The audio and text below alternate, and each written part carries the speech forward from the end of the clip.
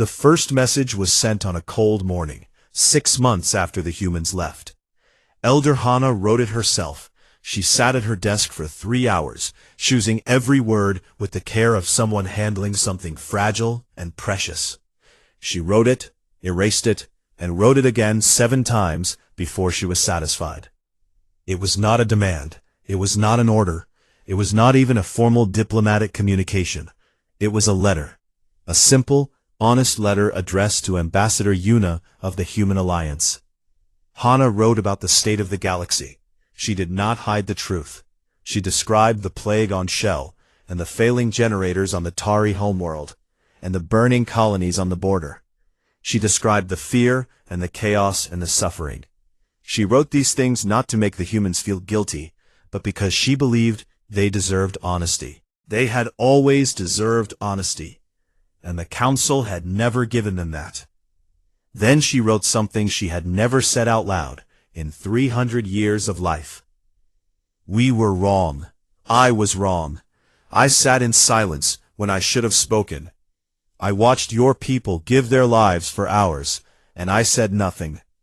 That was the greatest failure of my life, and I will carry it until my last breath. I am not writing to ask you to come back. I am writing to say what should have been said 30 years ago. Thank you for everything. She sent the message on every frequency she knew. Then she waited. There was no reply. She sent another message the next week, and another the week after that. The Council, seeing what she was doing, joined in. Ambassador Belvon sent an official communication from the Korani government. The smaller species, the ones who had benefited most from human help and said the least about it, sent messages that were raw with desperation and shame. The void swallowed them all. General Tejo received every message. He sat in his quarters on a human station far beyond Council space and read them one by one. His face did not change as he read. He had perfected the art of keeping his emotions behind his eyes, locked away where they could not interfere with his thinking. He read Hana's letter 3 times. He put it down, he picked it up, he read it again. Then he placed it on his desk beside the list of 3,000 names, and said nothing. Captain Dowan received Polly's messages. There were dozens of them now, each one more desperate than the last. The plague was spreading. The hospitals were overwhelmed. People were dying in numbers that made Dowan's hands tremble when she read the reports. She sat in the medical bay of her ship, surrounded by clean equipment and full supply cabinets, and pressed her palms against her eyes. Every part of her wanted to go back. Every instinct she had screamed at her to fly to Shell and walk into that hospital and start saving lives. That was who she was. That was what she did. But she did not go. It was not cruelty that kept her away. It was something far more painful than cruelty. It was understanding. She understood, with a clarity that cut like glass, that going back would change nothing.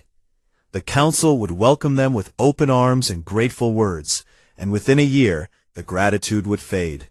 Within 5 years, they would be servants again. Within 10 years, they would be invisible. The cycle would repeat, because the problem was never about one battle, or one monument, or one unread report. The problem was that the Council had never seen them as equals. And you cannot fix that by helping harder. Commander Jisoo received the technical reports from the Towery homeworld.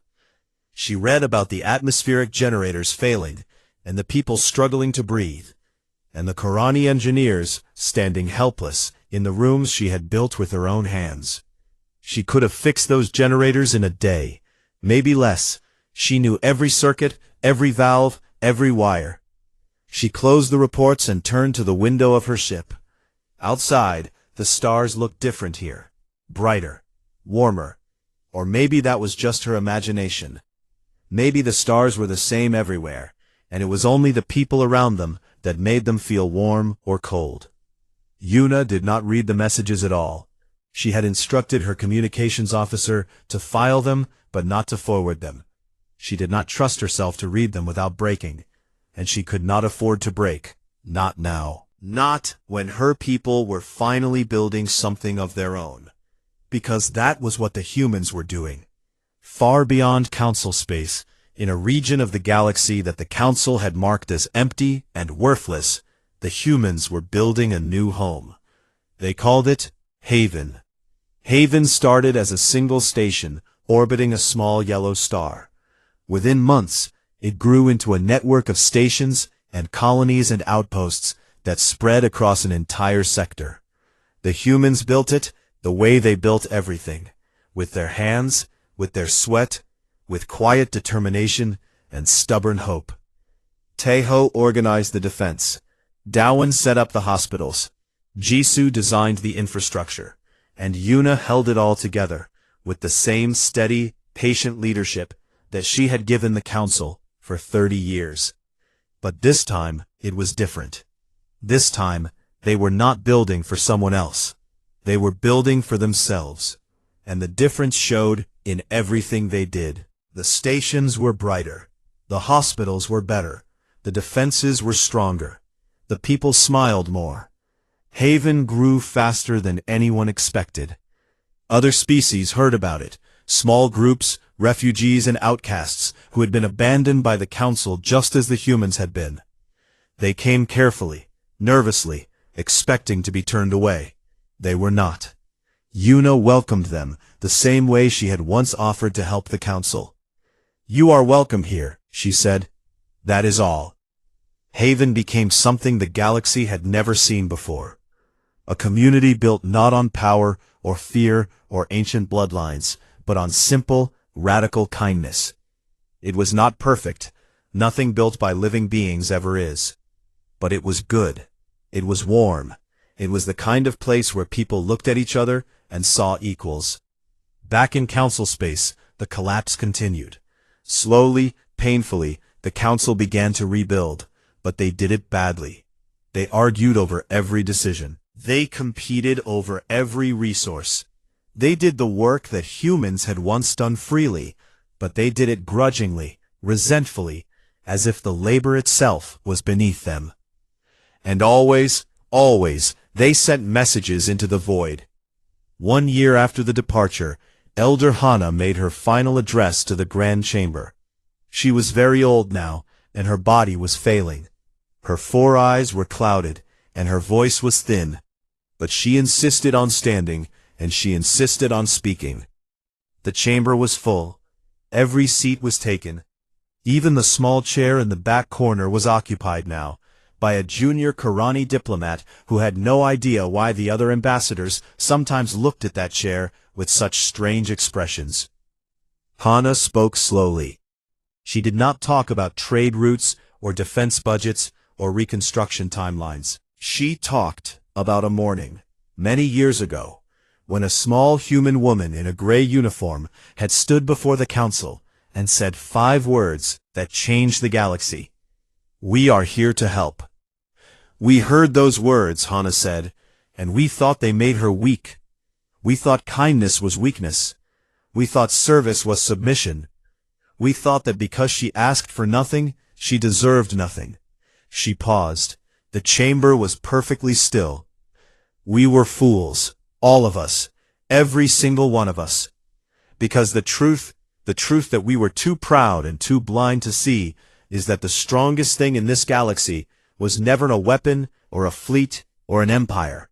It was a woman standing in a room full of strangers and offering to help without asking for anything in return. Hana's voice broke.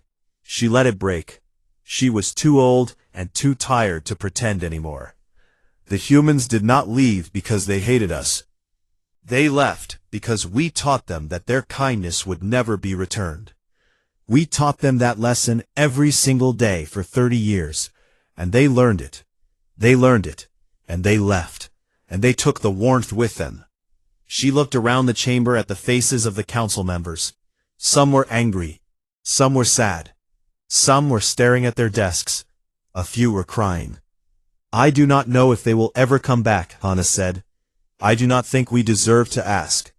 But I want every person in this chamber to remember something. When the darkness came, when the plagues returned, when the borders burned and the systems failed, there was a time when none of that was true. There was a time when the galaxy was kinder and safer and warmer than it had any right to be. She took a breath, her last breath in the grand chamber. And that was because of them. Not because of us, because of them. She sat down. Outside the windows, the stars shone cold and distant in the black sky. Far away, in a bright station orbiting a small yellow star, Yuna sat in her office and looked out at the ships coming and going from Haven. Families arriving, children playing on the observation deck, engineers arguing cheerfully about some new project, a young doctor carrying supplies to the medical wing. Her communication console blinked softly. Another message from the council. She glanced at it and looked away. Tejo appeared in her doorway. He leaned against the frame and looked at her with those tired, steady eyes. "Hana made a speech today," he said. "I know," Yuna said. "It was a good speech." "I know." They were quiet for a moment. The sounds of Haven drifted through the open door. Laughter, footsteps, the hum of engines, the sounds of a place that was alive and growing. "Do you think they will ever understand?" Tejo asked. Then she looked out the window at the stars. They did not look cold from here. They looked like distant lights in a vast dark room, and somewhere among them, a galaxy was learning the hardest lesson it had ever faced. That some things, once lost, cannot be found again. That some silences are too deep to fill with words. And that the people who give the most are often the ones who leave the quietest. "Maybe," Yuna said softly. "Maybe one day." She turned back to her work. There was a new colony to plan, a new hospital to build, a new future to make. The humans did not look back. They had never been good at looking back. They had always been better at building forward. The first month was not so bad. The council told themselves this many times. The first month was manageable. Difficult, perhaps. Inconvenient, certainly, but manageable. The galaxy had existed long before the humans came, and it would continue without them. That was what the ambassadors said in their meetings. That was what they told their people. That was what they whispered to themselves in the dark, when the reports started coming in. By the second month, they stopped saying it. The border worlds were the first to fall. Without Tejo's soldiers patrolling the outer rim, the pirates returned like wolves to an unguarded flock. They came in fast, hungry ships with weapons that burned through civilian shields like paper. The colony on Reth sent 17 distress signals in 14 days. The council received every single one. They responded to none. It was not that they did not care. For 30 years, the humans had handled the borders. The council had never developed their own rapid response teams. They had never needed to. There had always been a human ship nearby, always a human soldier ready to fight. Now there was nothing but empty space and unanswered calls. The pirates took Reth in a single night. The old Valuri woman, who had watched the human ships leave, stood in the doorway of her home and held her grandchild as the sky turned red with fire. She thought about the human soldiers who had once kept them safe. She thought about how they had left without a word, and she wondered if she had ever thanked them. She could not remember. On Shell, the plague came back. It started in the southern continent, in a small village near the ocean. The first cases appeared 6 weeks after the human medical teams had left. The local healers did everything they could. They followed the manuals Dowan had written. They used the medicines she had left behind. But the plague was clever. It changed, it adapted. And the local healers did not have the experience or the tools to keep up with it. Polly, the young Valuri healer that Dowan had trained, worked 20 hours a day trying to contain the outbreak. She barely slept. She barely ate. She stood in the hospital that the humans had built and treated patient after patient with shaking hands and burning eyes. But the plague spread faster than she could fight it. Within a month, 3 villages were infected. Within 2 months, an entire province. The Council Health Authority sent a report recommending quarantine. They did not send doctors. They did not have enough doctors. The humans had been their doctors. Polly sent a message to Darwin on the old communication channel they had shared. The message was simple and desperate. Please come back. They are dying. There was no reply. The Tauri homeworld was next. The atmospheric generators that Jisoo had rebuilt began to malfunction 7 weeks after the engineers left. Small problems at first. A filter that needed replacing, a valve that stuck, a sensor that gave wrong readings. The local workers followed the manuals and fixed what they could. But the generators were complex machines, built and maintained by one of the most gifted engineers the galaxy had ever seen. The local workers were good, but they were not Jisoo. By the 3rd month, the eastern generator failed completely. The atmosphere in the eastern hemisphere began to thin. People struggled to breathe.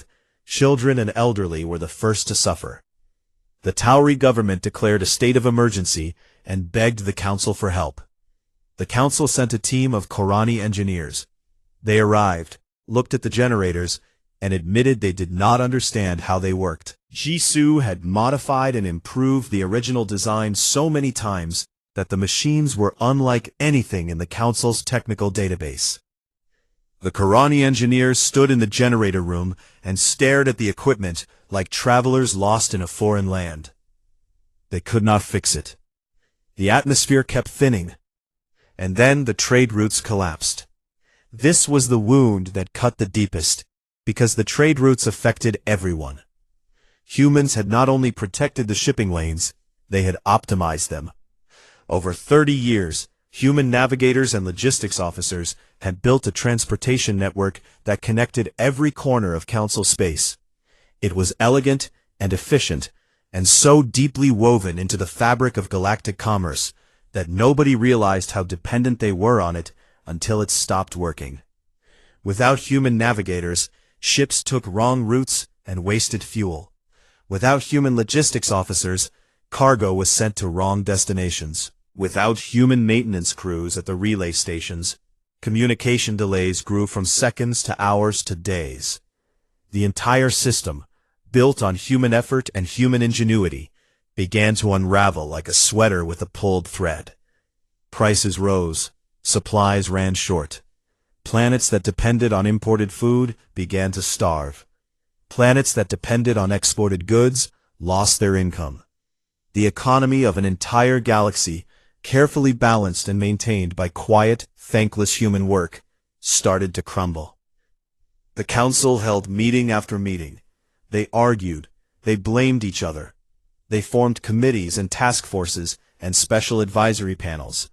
They produced reports and recommendations and action plans that sat on desks and gathered dust. Nothing worked. By the 4th month, the arguments turned bitter. The Korani accused the Valuri of hoarding resources. The Valuri accused the Tauri of stealing technology. The Tauri accused everyone of abandoning them. Old grudges resurfaced. Old wounds reopened. Species that had been allies for centuries began to look at each other with suspicion and anger. The humans had been the glue that held the galaxy together. Not through power, not through fear, through kindness and competence and a stubborn refusal to let things fall apart. And now that the glue was gone, everything was falling apart. Elder Hana watched the collapse from her seat in the Grand Chamber. Every day the news was worse. Every day another planet sent a distress call. Every day another system failed. She sat through every meeting and listened to every argument and watched the galaxy she had spent her life serving tear itself to pieces. At night, she sat alone in her chamber and read the old reports from the human missions. She read about the hospitals they had built and the colonies they had saved and the battles they had fought. She read the names of the 3,000 who had died above her homeworld. She read every name. It took her all night. When she finished, the sun was rising over the spires of the council building. She stood at her window and looked out at the city below. It was still standing. The humans had not destroyed it. They had not attacked it. They had not taken revenge. They had simply stopped holding it up, and now it was falling on its own. In the 5th month, the Grand Chamber held its most painful session in 100 years. Ambassador Belvan, who had once demanded that the humans return to fulfill their obligations, stood at the podium with a shaking voice and read a list of losses. 47 colonies in crisis, 12 planets facing famine, 3 atmospheric failures, 8,000 dead from the returned plague on Shell, 15,000 dead in pirate raids across the border, trade losses in the trillions. The chamber was silent. Hana stood slowly. Her old bones ached. Her 4 eyes were dim and tired. She walked to the center of the chamber, a place she had not stood in decades, and looked up at the faces of the council members. They stared back at her with fear and confusion and something that was just beginning to look like understanding. She spoke softly, but her voice carried to every corner of the room. We did not lose the humans because they were taken from us. We did not lose them because of war or disaster or fate. We lost them because we broke something that cannot be fixed with committees and reports. She paused. The chamber was so quiet that she could hear her own heartbeat. We broke their trust. We broke their hearts. And we did it so slowly, so carelessly, that we did not even notice until they were gone.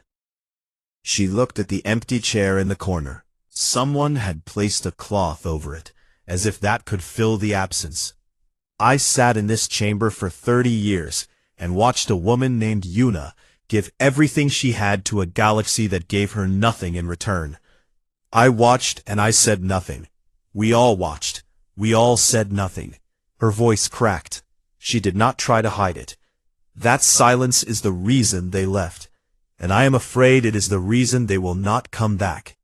Hana returned to her seat. The chamber remained silent for a very long time. Outside, the stars were cold again. They had always been cold. The humans had just made everyone forget. There was no announcement. There was no declaration. There was no angry speech broadcast across the galaxy. That was not how humans did things. That had never been how humans did things. They simply began to leave. It started small. So small that nobody noticed at first. A medical team on the colony of Shell packed their equipment and boarded their shuttle without saying goodbye. The patients woke up the next morning and found empty beds where the doctors had slept. The medicine cabinets were fully stocked. The records were neatly organized. Everything was in perfect order. The humans had left nothing unfinished. They just left. On the border world of Reth, General Tejo called his soldiers together at dawn. They stood in neat rows in the dusty courtyard of the base they had built with their own hands 10 years ago. The walls still had scorch marks from the pirate raids they had ended. The flag of the Human Volunteer Corps hung from a pole in the corner, faded by years of alien sun. Tejo looked at his people for a long time. He did not need to explain. Every single one of them had watched the council broadcast. Every single one of them had heard the accusations. Every single one of them had a friend or a brother or a sister whose name was on that list of 3,000 dead. "Pack your things," Tejo said. "We are going home." That was all he said. That was all he needed to say. Within 3 days, the base on Reth was empty. The buildings still stood. The defenses still worked. The power generators hummed quietly in the basement. Tejo had made sure everything was left in working condition. He was not going to give the council a reason to call them careless again. The Valuri settlers on Reth watched the human ships lift off and disappear into the gray sky. Some of them stood at the edge of the landing field and stared at the empty space where the ships had been. An old Valuri woman held her grandchild in her arms and said nothing. She just watched the sky until it was dark. Commander Jisoo moved faster than anyone expected. She had always been the most efficient among them, and she brought that efficiency to the departure. She recalled every engineering team from every station, every planet, every moon. She did it through quiet messages on private channels. No public broadcasts, no official communications, just simple, direct orders. Come home, now. The engineers obeyed without question. On the Tari homeworld, the team that maintained the atmospheric generators gathered their personal belongings and left detailed manuals for the local workers they had trained. Every instruction was written clearly. Every tool was cleaned and organized and placed exactly where it should be. Jisoo had trained her people well. They did not leave messes behind. Captain Dowan handled the medical withdrawal with the same quiet grace she brought to everything. She contacted every hospital, every clinic, every field station that humans operated across Council space. The message was the same everywhere. Transfer all patients to local care. Complete all ongoing treatments. Leave full records and supplies. Then leave. On Shell, where Dowan had cured the 40-year plague, the local healers she had trained stood in the doorway of the hospital and watched her pack. One of them, a young Valori woman named Polly, reached out and grabbed Dowan's sleeve. "Why?" Polly asked. Her voice was small and afraid. Dowan stopped. She looked at the young healer she had taught everything she knew. She wanted to explain. She wanted to tell her about the 3,000 dead, and the Council's silence, and the monument, and the years of being treated like nothing. She wanted to say so many things, but she did not. She simply placed her hand over Polly's and held it for a moment. Then she gently removed the grip from her sleeve, picked up her bag, and walked to the shuttle. She did not look back. If she looked back, she would stay. And she could not stay. Not anymore. Ambassador Yuna was the last to leave. She had always been the first to arrive and the last to leave. And this time was no different. She spent 2 weeks closing down every human office, every diplomatic post, every cultural center across Council space. She signed papers. She sealed files. She returned borrowed equipment. She did everything by the rules, because that was who she was. On her last day, she walked through the halls of the Council building one final time. It was early morning, and the halls were empty. Her footsteps echoed on the stone floor. She passed the grand chamber where she had sat in that too-small chair for 30 years. She paused at the door and looked inside. The chamber was dark and silent. The high seats of the Council members rose like shadows in the dim light. Her chair was still there, in the back corner, low and small. She looked at it for a long time. Then she turned and walked away. She did not leave a letter. She did not leave a note. She did not leave a message on the official communication channels. She simply handed her diplomatic badge to the guard at the front door and walked out into the cold morning air. The guard, a tall Karani with blue scales, looked down at the badge in his hand and then looked up at the small human woman walking away. He had seen her every day for 15 years. She had always smiled at him and asked about his family. He opened his mouth to call after her, but something stopped him. Maybe it was the way she walked. Straight-backed, steady, final. He watched her until she disappeared around the corner.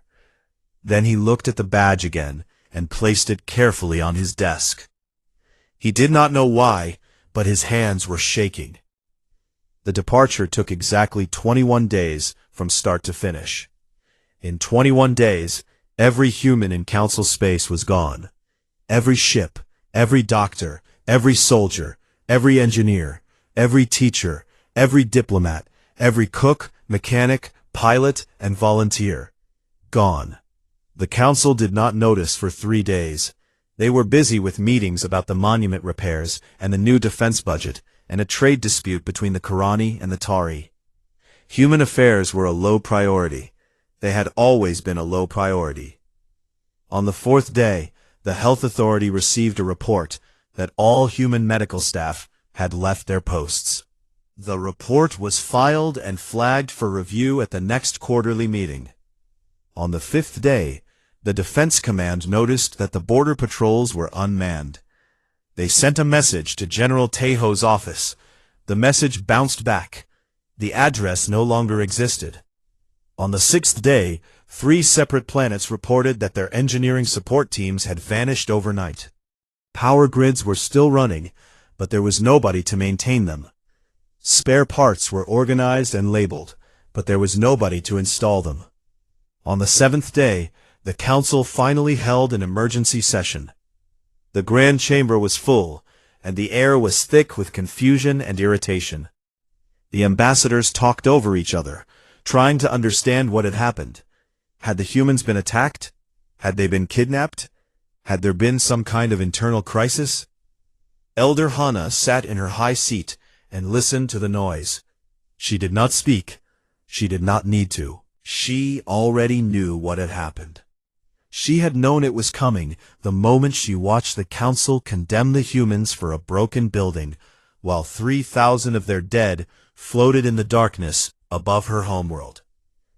She had known it was coming, and she had done nothing to stop it. One of the younger ambassadors, a Karani named Belvon, stood up and demanded answers. "Where are the humans?" he shouted. "They have obligations. They have contracts. They cannot simply leave." The chamber erupted in agreement. Yes, the humans had obligations. Yes, they had responsibilities. Yes, they owed the Council their service. Hana closed her 4 eyes and let the noise wash over her. They still did not understand. Even now, with every human gone, with every station empty, with every border unguarded, they still did not understand. The humans did not owe the Council anything. They never had. Every single thing they had done, every life saved, every planet rebuilt, every battle fought, had been a gift. Freely given, never demanded, never owed. And now the gift had been taken back. Not with anger, not with violence, not with words, just silence. Hana opened her eyes and looked at the empty chair in the back corner of the chamber. The small, low, uncomfortable chair where Yuna had sat for 30 years without complaining. The chair was empty now, and somehow that empty chair was louder than every voice in the chamber. Hana felt something she had not felt in a very long time. It was cold and heavy, and it sat in her chest like a stone. It was the beginning of regret. The call came at midnight, as the worst calls always do. Commander Jisoo was sleeping in her quarters on the station above Ref, when the emergency signal screamed through every speaker on the ship. She was on her feet before her eyes were fully open. Her hands moved on their own, pulling on her boots, grabbing her jacket, running to the bridge. The message was simple and terrifying. The Norak swarm had broken through the outer barrier. They were heading straight for Valuri Prime, the sacred homeworld of the Valuri, the oldest and most respected species on the Council. If Valuri Prime fell, the Council would lose more than a planet. They would lose their heart. Jisoo opened a channel to General Teiho immediately. His face appeared on screen, already dressed for battle, already calm. Behind him she could see soldiers running to their stations. "How long do we have?" Jisoo asked. "Maybe less." "And the Council fleet?" Teiho paused. That pause told her everything. "They are not coming," he said quietly. The Council fleet was stationed near the core worlds, protecting the wealthy inner planets where the powerful species lived. The fleet commanders had looked at the numbers and decided that Valuri Prime was too far away and the Norak swarm was too large. The risk was too great. They would protect what mattered to them, and Valuri Prime did not make the list. It was a cold calculation. It was the kind of decision the Council was very good at making. Teiho did not waste time being angry. He had stopped being angry at the council a long time ago. Instead, he called every human ship within range. There were not many. 47 ships in total, most of them old, most of them held together with patches and prayers. Against the Norak swarm, it was like throwing stones at a flood. Every single one of them came. Captain Darwin was on a medical ship near the Shell colony when she received the order. She had 200 patients on board and a crew of 60. She looked at her crew and told them the truth. She told them where they were going and what they would face. She told them the odds were very bad. Then she asked if anyone wanted to stay behind. Nobody moved. Darwin turned her medical ship toward Valuri Prime and pushed the engines to full speed. Across the sector, human ships changed course. Engineers left their projects. Medics packed their supplies. Soldiers loaded their weapons. They moved without panic, without drama, without speeches. They simply went where they were needed, as they always had. Yuna was on Valuri Prime itself, attending a minor diplomatic meeting that the council had sent her to because nobody else wanted to go. When the evacuation alarms started screaming, she could see the panic in the eyes of the Valuri civilians around her. Mothers grabbed their children. Old people stumbled in the streets. The air smelled like fear. Yuna did not run. She walked to the nearest emergency shelter and started organizing the evacuation. She guided people inside. She calmed crying children. She carried an elderly Valuri man on her back when his legs gave out. She did this for hours without stopping. In orbit above, Tejo arranged his 47 ships in a defensive line. It was a thin line, a laughable line. The Norak swarm outnumbered them 20-1. Their ships were massive and covered in black armor that absorbed energy weapons like sponges. They moved in perfect formation, a wall of death rolling through space. Tejo opened a channel to all his ships. He did not give a speech. He did not talk about glory or sacrifice or duty. He simply said, "Hold the line. Give the people time." The battle began at dawn. The Norak swarm hit the human line like a hammer hitting glass. Ships exploded in the first minute. Jisoo watched from her command bridge as 3 ships on the left flank were torn apart by concentrated fire. She gripped the edge of her console so hard her knuckles turned white. But the line held. Tejo moved his ships with a skill that came from decades of fighting impossible battles. He rotated damaged ships to the back and pushed fresh ones forward. He used the debris of destroyed ships as cover. He found weak points in the swarm's formation and hit them with everything he had. For 6 hours, 47 human ships held back a force that should have crushed them in minutes. Darwin's medical ship stayed behind the battle line, pulling in escape pods and treating the wounded. Her floors were covered in blood. Her supplies ran out after 4 hours, and she started improvising with whatever she could find. She saved 212 lives that day, working with her bare hands when the machines broke down. On the surface, Yuna had evacuated 11,000 Valuri civilians to underground shelters. She was still outside when the first Norak landing ships broke through the orbital defense. She picked up a weapon she barely knew how to use and stood at the shelter door. She did not move from that door until the battle was over. In the end, the human fleet broke the swarm. They did not destroy it completely. That was impossible with their numbers. But they hurt it badly enough that the swarm turned and retreated back beyond the barrier. It took 6 hours and 31 minutes. Of the 47 human ships, 19 survived. Over 3,000 human soldiers, engineers, and medics died in the battle above Valuri Prime. 3,000 lives gone for a planet that was not theirs, for a people who had never called them equal. When the smoke cleared and the fires died down, the survivors waited for the council's response. They expected something. Not a parade, not medals. Humans had never asked for those things, but something. A word, a message, a simple acknowledgement that 3,000 people had died to save the council's most sacred world. The council held an emergency session the next day. The grand chamber was full. Every species was represented. The air was thick with tension and relief, and the smell of old politics. They talked for 9 hours. They talked about the damage to Valori Prime's infrastructure. They talked about the cost of rebuilding. They talked about the failure of the early warning systems and the need for better defense networks. They talked about supply chains and trade disruptions and insurance claims. Then they talked about the humans.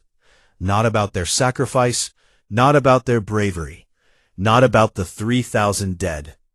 They talked about the collateral damage. During the battle, human weapons fire had accidentally hit a Valori cultural monument on the northern continent. It was a building made of ancient crystal that had stood for 10,000 years. A stray missile had shattered its western wall. The council was furious. Ambassador Yuna stood in her small chair at the back of the chamber, and listened as speaker after speaker condemned the destruction of the monument. They called it careless, they called it reckless, one ambassador called it barbaric. Nobody mentioned the dead. Captain Dowan, still covered in dried blood from the medical bay, watched the broadcast from her ship, and felt something break inside her chest. Her heart had been cracking for years. This was something deeper. Something that had been holding her together through all the long years of thankless work. General Tejo sat alone in his quarters and stared at the wall. He had a list of names on his desk. 3,000 names. People he had sent to die. People who had trusted him. People who had families waiting for them back home. The council had not read a single name. Jisoo stood on the bridge of her damaged ship and looked out at the debris field where 28 human ships had been. Pieces of metal floated silently in the darkness. Somewhere in that wreckage were people she had trained, people she had eaten meals with, people who had told her jokes and shared their dreams. The council called it collateral damage. That night, Yuna returned to her quarters and sat on the edge of her bed. She was very still for a very long time. She did not cry. She had stopped crying years ago. Instead, she opened her communication device and wrote a short message to Tejo, Dawan, and Jisoo. The message had only 4 words. It is time, prepare. She did not explain what she meant. She did not need to. They all understood. They had understood for a long time. They had just been waiting for her to say it. The breaking point had finally come, and it was not the battle that broke them. It was the silence after. The stars had always been cold. That was something every species in the galaxy agreed upon. Space was empty, dark, and cruel. But when the humans arrived, they brought something strange with them. They brought warmth.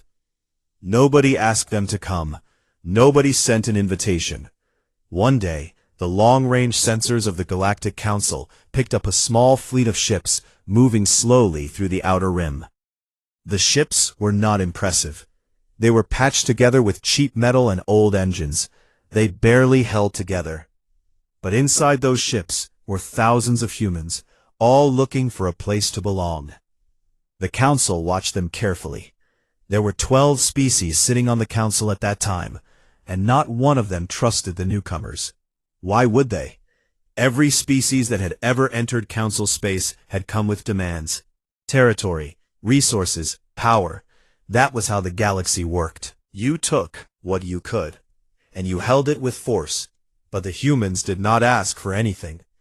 Ambassador Yuna was the first human to stand before the Grand Chamber. She was not tall, she was not loud. She wore a simple gray uniform and kept her hands folded in front of her. The council members looked down at her from their high seats, waiting for her to make demands. She did not. "We are here to help," she said. "That is all." The chamber was silent for a long time. Elder Hana of the Valori leaned forward and studied the human woman with her 4 pale eyes. She had lived for over 300 years and had seen many species come and go. She had seen wars that burned entire star systems to ash. She had never heard anyone say those words and mean them. "Help with what?" Hana asked. "Whatever you need," Yuna replied, and she meant it. Within a year, humans spread across council space like water, filling cracks in dry ground. They went to the places nobody else wanted to go. They went to the border worlds, where pirates raided every month. They went to the plague colonies, where the sick were left to die. They went to the broken stations, and the forgotten moons, and the planets that had been bombed so many times that nothing grew anymore. General Tejo led the military volunteers. He was a quiet man with broad shoulders and tired eyes. He had fought in 3 wars before humanity even reached the stars, and he carried those memories like stones in his chest. But he never complained. He simply showed up wherever there was trouble, and he fixed it. On the border world of Reth, pirates had been attacking the Valuri settlers for years. The council had sent reports. The council had held meetings.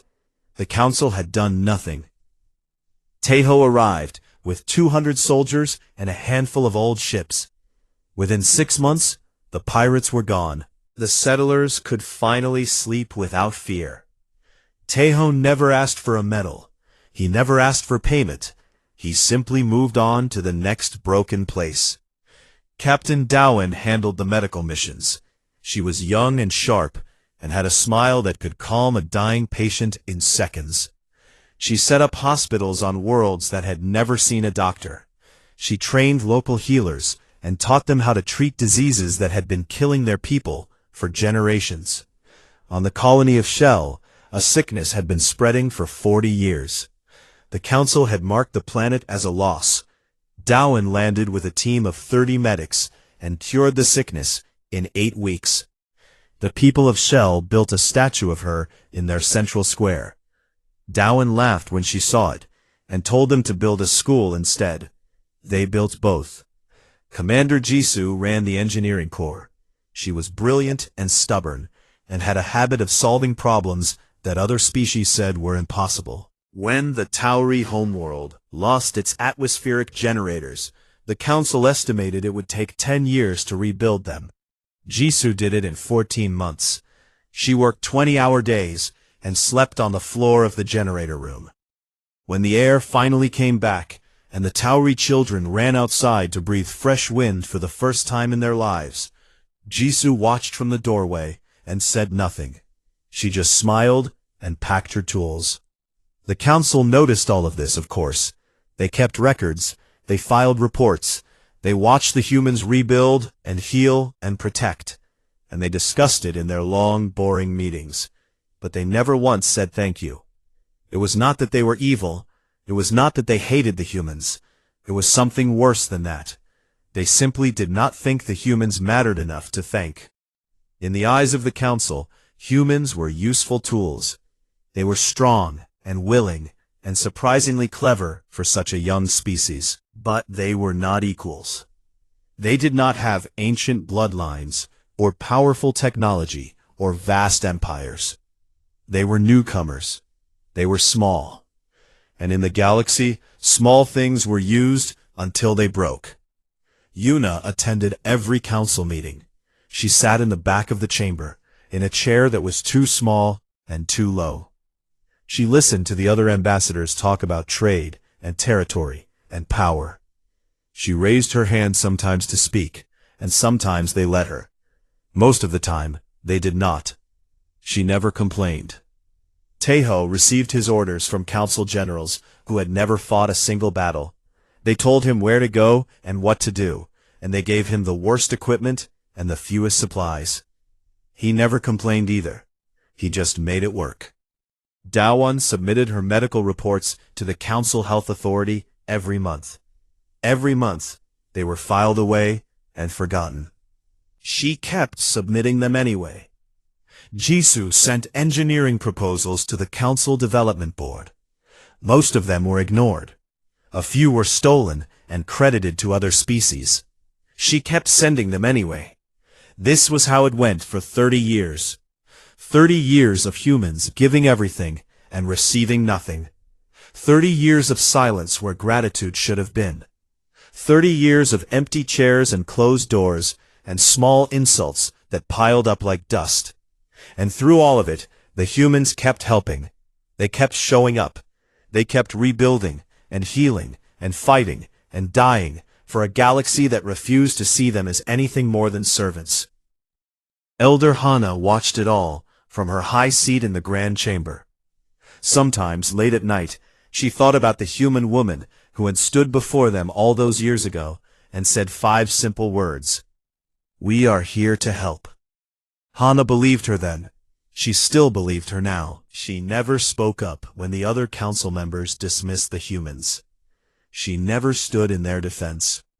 She told herself it was politics. She told herself it was complicated. But deep down, in the oldest and quietest part of her heart, Hana knew the truth. It was cowardice. And one day, that cowardice would cost them everything.